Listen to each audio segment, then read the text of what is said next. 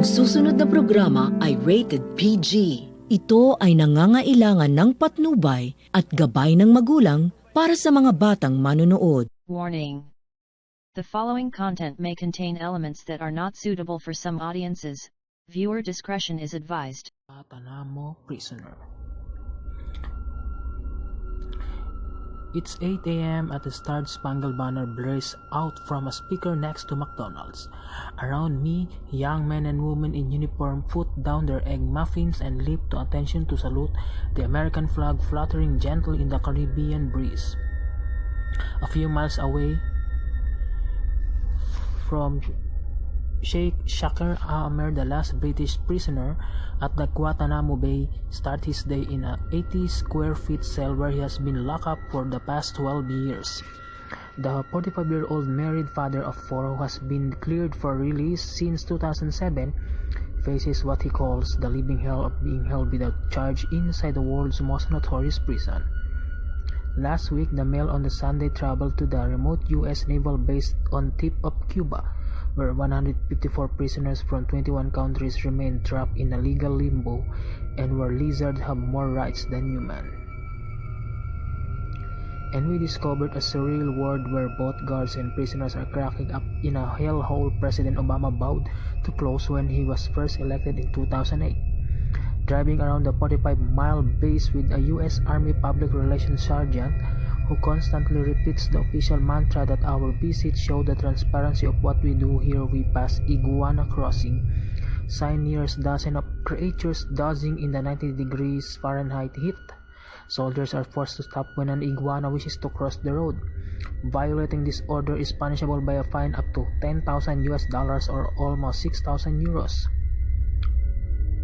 Clive Stafford Smith of the legal rights charity Reprieve, who has represented Mr. Ahmer for 10 years, says the iguanas have more rights than the prisoners. Shakers has been cleared for release and yet remains trapped in a nightmare where force feeding and beatings are commonplace and where he has to undergo a scrotum search to speak to me on the phone. Cam X-ray where the notorious pictures of cowering prisoners in orange jumpsuits were taken is now an empty shell, overrun with weeds and giant banana rats. Razor wire rust and vines trail through the cages. A lone vulture circles overhead.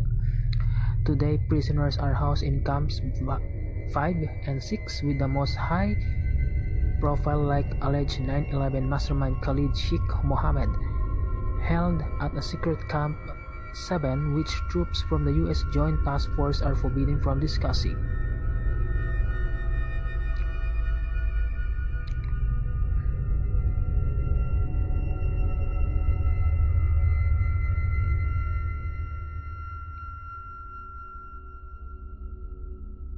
The jail remains a thorn in the side of the President Obama, who blamed political opponents for thwarting his plan to close its refusing to allow terror suspects to be moved to prisons on the mainland America. Prison commanders privately admit that it will probably remain open long after Obama leaves office in January 2017.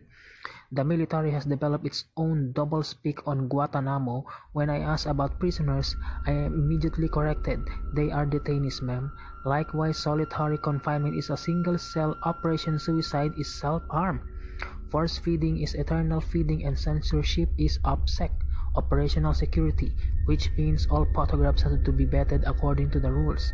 Namely, no prisoners or guards can be identified as the base security is safeguarded.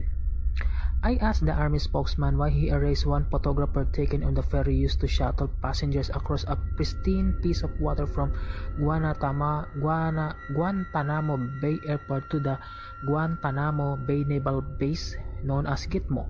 You can clearly see the coastline, and that will give the bad guys an idea of the cliffs, our defenses, and where best to stage an attack, he replies solemnly.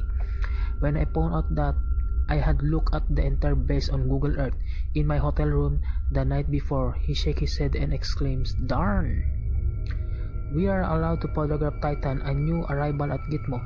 He is a 2-year-old boxer, a trained therapy dog brought in to help guards deal with the stress of working 12 hours a day, 6 days a week for a year-long posting with just 1 week's holiday midway through. There is a standing joke at Gitmo that troops here fall into one of the 3 categories: hangs, monks, and drunks. One soldier is regularly subjected to splashing where prisoners hold a mixture of feces and urine. Told me the detainees are locked up but we're prisoners too. My buddies think I'm on Caribbean island, so I must be great.